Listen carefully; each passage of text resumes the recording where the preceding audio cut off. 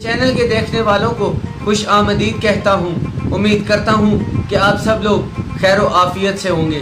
नाजरीन, दुनिया के हर इलाके में, हर मुल्क में मुख्तलिफ़ किस्म के रस्म व रिवाज कायम हैं। एक मुल्क ऐसा था कि उस मुल्क के बादशाह को 1 साल की बादशाहत के बाद आखिरी दिन एक हाथी पर बिठाया जाता, सारे मुल्क का चक्कर लगाया जाता और उसके बाद मुल्क के कुछ बड़े लोग मिलकर उसको एक जजीरे पर छोड़ आते।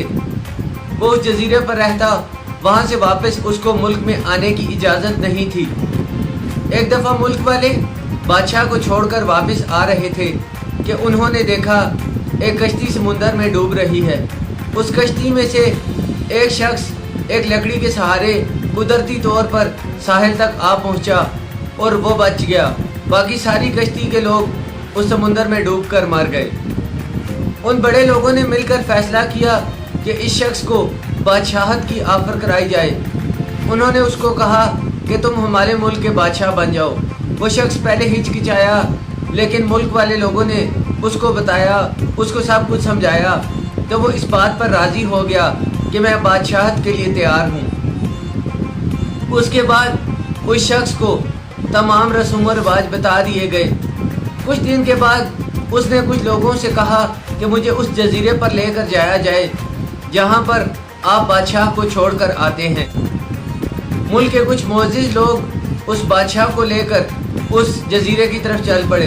उस जजीरे पर जाकर देखा कि बड़े बड़े जानवर, परिंदे, खौफनाक आवाज़ें, एक जंगल और वीराना है और एक कोठरी सी बनी हुई है जिसके अंदर मुख्तलिफ बादशाहों की बाक़ियात पड़ी हैं, जिसको देखकर साफ अंदाज़ा लगाया जा सकता था कि इससे पहले बादशाहों का यहाँ पर क्या हाल हुआ है।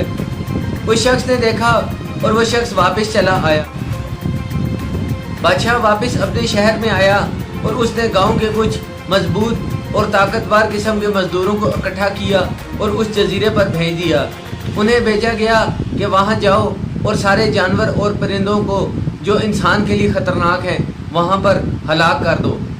वो गए और कुछ अरसे बाद बादशाह ने जाकर वहाँ देखा तो वहाँ से तमाम जानवरों और परिंदों का खात्मा हो चुका था।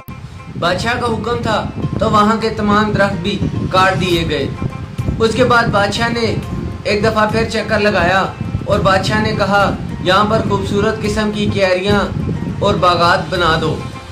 बादशाह ये वक्त था उसके हुक्म की तामील हुई और वहाँ पर एक खूबसूरत किस्म का बाग और बहुत सी छोटी छोटी क्यारियाँ बना दी गईं। उसके बाद जब बादशाह दोबारा वहाँ गया तो बादशाह ने जाकर वहाँ पर कुछ पालतू जानवर और परिंदे छोड़ दिए और उनको वहाँ रहने के लिए अच्छी खूबसूरत जगह बना कर दी और साथ कुछ मुलाजमीन को वहाँ पर छोड़ दिया।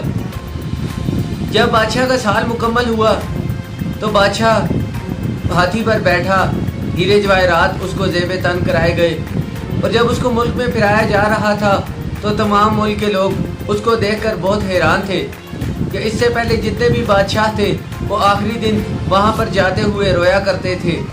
ये बादशाह हंसता मुस्कुराता वहाँ पर जा रहा था। मुल्क के मुअज़्ज़िज़ लोग गए और बादशाह को वहाँ पर छोड़ आए और बादशाह वहाँ हंसी खुशी बड़ी पुरआसाइश ज़िंदगी बसर करने लगा।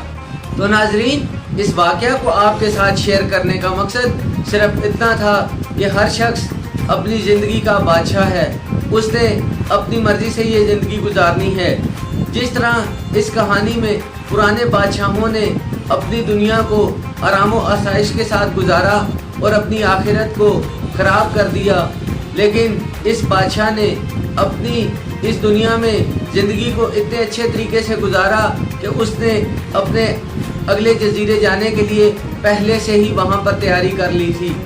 तो हम लोगों को चाहिए कि मौत के बाद की ज़िंदगी जहाँ पर हमेशा हमेशा के लिए रहना है, आज ही उसकी तैयारी करना शुरू कर दें। अपने नेक अमाल से, अपने खूबसूरत नामा अमाल से, अपने खूबसूरत हुस्न इखलाक से और अपनी नेकियों से और तमाम फ़राइज़ को पूरा करके और जो हमारे ऊपर लोगों के हकूक़ हैं उनको पूरा करके अगले जहान को, यानी जिस तरह बादशाह ने अपना जजीरा खूबसूरत बना लिया जहां उसने 1 साल के बाद जाना था, हम अपनी आखिरत की ज़िंदगी को जो हमेशा हमेशा के लिए कायम रहेगी उसको खूबसूरत बना सकते हैं।